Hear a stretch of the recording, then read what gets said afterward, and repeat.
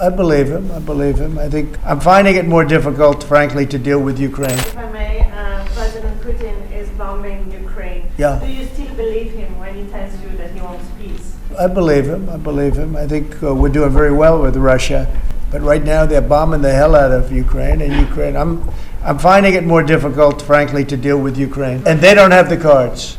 They don't have the cards. As you know, we're meeting in Saudi Arabia on sometime next week, early, and we're talking. Would I find that in terms of getting a final settlement, it may be easier dealing with Russia, which is surprising because they have all the cards. I mean, they're bombing the hell out of them right now. And I put a statement in, a very strong statement. Can't do that. Can't do that. Mr. President, We're trying to help them, and Ukraine has to get on the ball and get a job done. Michael, could you come up here? I see Michael back there.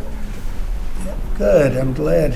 He's traveling all over the world. I just saw him come in the door. Could you give a little definition of what's going on, please? Sure. Well, the president has been crystal clear, and he's been clear to all sides. The fighting has to stop. Both sides need to get to the table. We had a good engagement.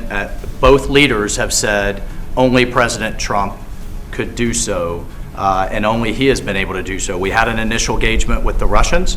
The Ukrainians had a great opportunity to bind our economies together through that mineral deal. Unfortunately, that didn't go so well, but we think we're going to get things back on track. Secretary Rubio, myself, and the Ukrainian delegation will be meeting in Saudi Arabia next week to get these talks back on track, get a ceasefire in place, and drive peace home under President Trump's leadership.